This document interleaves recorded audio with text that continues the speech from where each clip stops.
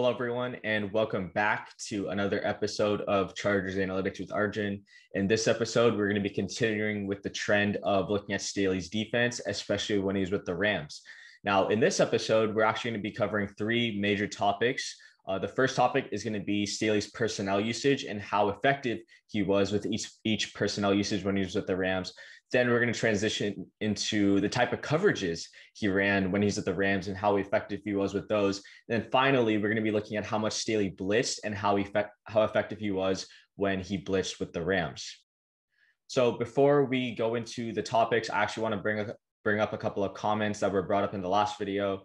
First off, Vic Fangio, yes, he was the creator of the too high safety look. Now, I know people are saying Staley wasn't the full innovator, but like I said, innovation is taking something that existed and making it into your own and making it into something new. And Fangio created the too high system when he's in Stanford and in San Francisco, and he ran it to perfection in Chicago when they had the #1 defense in 2018. Now, Brandon Staley was on that staff, and he brought this same idea and concept over to the Rams in 2020.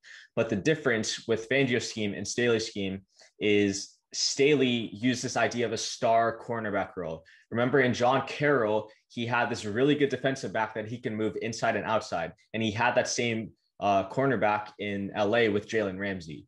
Now, Vic Fangio has never really ran this defense with a star cornerback, right? He never really had that type of player. Kyle Fuller, he's a really good corner, but he's not at the level that Jalen Ramsey was, that he can play inside or outside.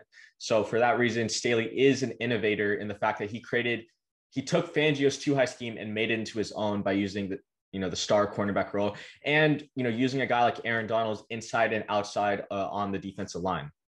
Now, second off, the Tampa 2 defense that I mentioned, it wasn't created by John Gruden. Tony Dungy was, the creator of this whole Tampa 2 defense. But the point I wanted to bring out was John Gruden's team under Monte Kiffin as defensive coordinator ran that Tampa 2 to perfection. And because of all the star defensive coaches on that side of the ball who went on to become defensive coordinators and head coaches around the league, that's where the Tampa 2 came from, that 2002 Bucks, because they had so much success with it. And because the NFL is a copycat league, that Tampa 2 defense made its way throughout the league. So those are just addressing some of the comments. Now let's get into the video with Staley's defense and how effective it was with the Rams. So the website I'm going to be using is called the Kneeldown. First off, before I go into this, I'll really want to thank Ryan Wiseman 12 on Twitter. This is a guy that works for PFF as an intern, and he has access to a bunch of this data for the defensive side of the ball that the public just doesn't really have access to, right? If you don't know, PFF works like with the NFL teams, and they provide them with film and they provide them with data and film breakdowns of what teams run in terms of coverages and personnel. Now, Ryan found a way to put this all on a website for the public to use. So make sure to go check out Ryan Wiseman 12 on Twitter and to be able to see this website, which just has a ton of awesome stuff. You have defensive stats, quarterback stats, run game stats, and team stats in general. Now, again, we're going to be focusing on the defensive side of the ball today. So first off, let's look at the defensive personnel usage for the Rams in 2020 under Brandon Staley. So I'm going to zoom in for you guys so you guys can see this a little bit better, right? So first off, we're going to be looking at what type of personnel usage Staley ran with the Rams, right? So the top 3 personnels that he ran were the 2-3-6, a 2-4-5, and a 3-3-5. So the top 2 personnels were nickel packages, and the third highest was the dime package, right? A 2-3-6. Now, in the era of the passing offense, you need to have a good slot cornerback. You need to have good nickel backs and dime backers because you're going to be running a lot of nickel and dime just because of the fact that 3 receiver sets are fairly popular in the NFL right now. So Staley recognized this. He didn't run a ton of base packages. I know Charger fans were, a little bit scared that, Staley's running a 3-4, but in reality, he's not running a 3-4. He's going to be running a lot of nickel. And the most of the time they're going to be running a 3-4 are on first and 10s, or maybe on like first and goals or goal to go situations where you need to be in a heavy base, or you need to be in like a base package, with more heavy personnel, more linebackers or defensive linemen. So as you can see, Staley ran this defensive personnel a lot with the Rams, right? So a lot of nickel and dime. And one thing I want to bring up is, this 3-3-5 defense, I think it has a ton of versatility, especially with this Chargers defense. I tried my best to find like a football defensive diagramming app for you guys to be able to see this. This is my best way of interpreting a 3-3-5 in what I believe could be a really fun way to run it. So if you see, this is a 3-3-5, a 3 linemen, 3 linebackers, and then 5 DBs, right? So obviously the top 2 DBs are safeties. So I'm going to take you through what I think would be a really fun way to run this. You would have Linval in the middle playing that nose tackle. You'd have Bosa on one of these sides, probably going against the right tackle. That's the side he plays the most. And then the other D lineman, you could have, Tillery, you could have Justin Jones in there. Now, you would either have Nwosu at one of these linebackers, but the other outside linebacker, I want to see Kenneth Murray in this role, right? Everyone knows this guy's like a violent football player as a linebacker. He wants to go attack the running backs. He wants to go attack the quarterbacks. He was a really good blitzer in Oklahoma, but Gus Bradley played him at the Mike linebacker role. And we put him on outside linebacker. He has the ability to rush the quarterback off the edge, but also guard the flats, right? We're not asking him to play coverage over the middle. We're asking him to play the flats, guard the running backs, and he's in a position to where he can shoot the gap and make a tackle in the backfield, right? So that would be Kenneth Murray's role. You'd have like Drew Tranquil or maybe even Kaiser in this role. Michael Davis, Asante, Chris Harris, Derwin, and then Naz. So that's what a possible 3-3-5 formation would look like with the Chargers. Obviously, everything is flexible. You could put Kenneth Murray up here and put Kyler Fackrell, just have like a legitimate 5 defensive linemen on the field. And the great thing about the 3-3-5 is, you're disguising your look. That's the whole point of Staley's scheme. You want to disguise the look. All 5 of these defensive linemen on the line of scrimmage could be rushing the quarterback, right? You could send all 5 or you could send 4.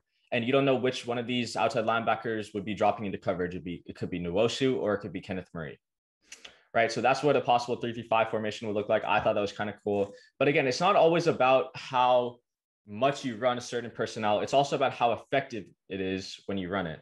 So this is looking at the EPA average for each of the personnels for the Rams in the past year, right? Remember, EPA stands for expected points added. It is a great way to predict and measure efficiency on the offensive and defensive side of the ball.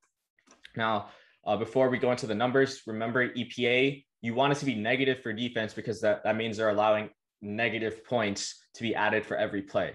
And the great thing about this graph, you can see every single bar except 2 bars are negative, which is amazing. And funny enough, the only 2 bars that are negative, one is 10 men on the field, which is, that's probably just like a communication error.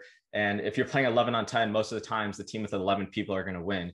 And then the second one is a 5-3-3, which is like their goal line package, which means most of the time they're allowing a touchdown in goal to go situations, which is, pretty much expected, right? So obviously the EPA per play is going to be higher for that. But in general, a lot of the times they run these personnels, they have a negative EPA per play. The 3 highest coverages, remember 2-3-6, 2-4-5, and 3-3-5, all have negative EPA per play.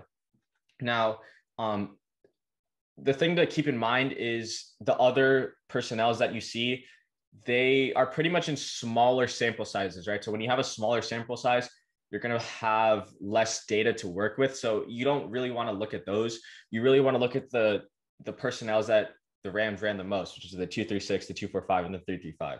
And while the 2-4-5 average is like the highest negative average, if that makes sense, like the closest to 0, it is still negative, which is pretty good for defenses, especially since the Rams played a ton of high-powered offenses, right? So that is looking at the personnel usage for the Rams and the EPA per personnel.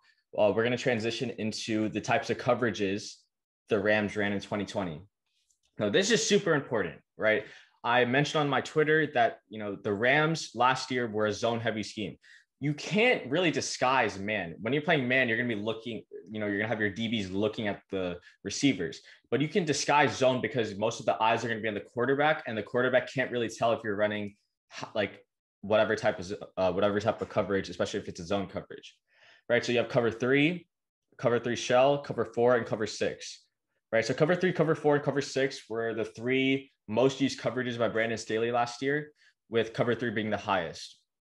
Right now, I know Gus Bradley ran a ton of cover three, but I showed in my film breakdown last week that Gus Bradley did nothing to disguise it. But Staley will, disguise his cover three looks by running that too high look, which throws quarterbacks off because they could also be running cover 4/quarters or cover 6, right? And cover 3 shell as well.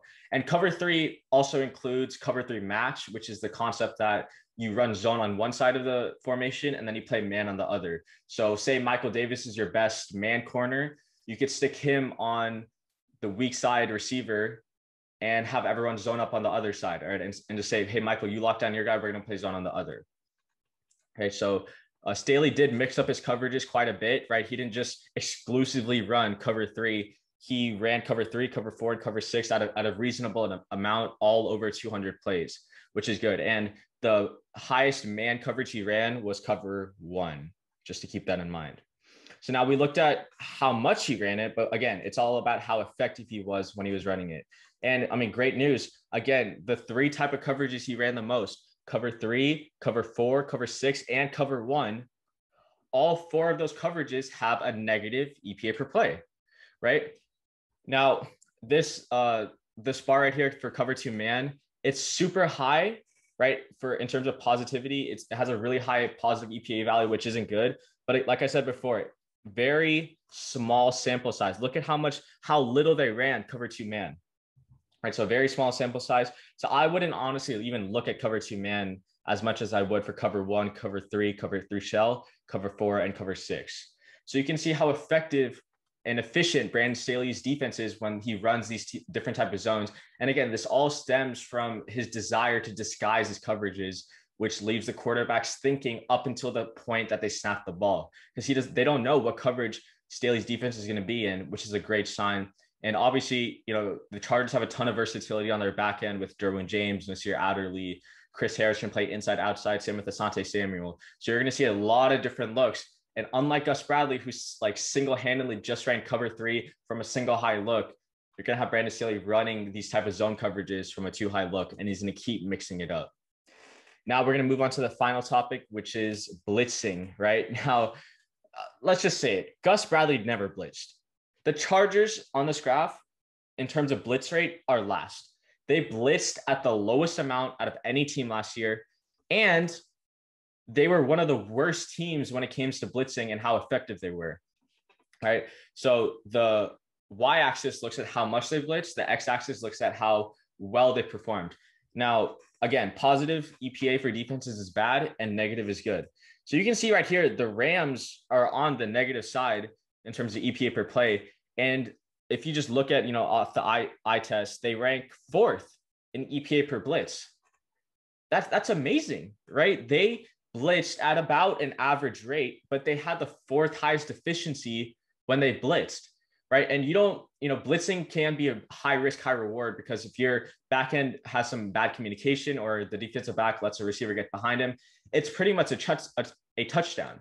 But the Rams ran it so well to where they had the 4th lowest EPA per blitz. So they ranked 4th in terms of EPA per blitz. Now, again, comparing, the Chargers had the lowest blitz rate, the Rams were right about average. And I want to point out, there's a couple of things for this upcoming Chargers season where being average is actually okay, right? Like the Chargers have been so bad in certain categories for a long time that going back to the average, going back to the mean, regressing to the mean is not a bad thing. Like the Chargers special teams has been dismal ever since Anthony Lynn has taken over, or it's been dismal for the whole, 2010 decade. That, going back to average, just being average is not a bad thing. It's better than being last. Same thing with the offensive line. If the offensive line at worst is average, that's still better than the worst ranked offensive line this past year, right? And so just keep that in mind. The Chargers will likely be going closer to the average than where they were under Gus Bradley. Now, again, make sure to check out this website if you want access to all these amazing stats. I'm going to point out that, defensive stats are not, as available to the public as offensive stats are, right? People play fantasy football and things like that to where they need a lot of offensive stats, but defensive stats like coverages and personnel usage aren't really that available to the public. So big shout out to Ryan and PFF for providing us with this data. And I know what you guys might say, PFF, their grades are subjective and all of that, but PFF does a great job of collecting data and making it available for NFL teams. And if NFL teams are using this type of data right here, like they are looking at this every week for making game plans and saying, okay, the Rams run a ton of cover 3, right? Then why shouldn't the public be able to use that as well? So don't discredit this data just because it's coming from PFF and you don't like their grades. PFF does a great job, and they have a ton of people who work to make this data and make it as accurate as it can be, right? Because in the end, PFF doesn't know what the play call is. They're doing their best to read the coverages and read the formations and the personnel usage. Right, so that takes us to the end of this video. I hope you guys found this informative and found a great new tool for you guys to use in your free time, or if you want to look up Staley's scheme in LA, or what Gus Bradley ran last year with the Chargers. Make sure to comment if you guys checked out Ryan's website, the Kneel Down, and if you guys liked it or not, and leave any feedback on his Twitter page or even in the comments if you liked the video. And make sure to also comment any potential topics or ideas you want me to go over in the future. And I'm going to be getting to those sometime this summer. And with that, as always, bolts up.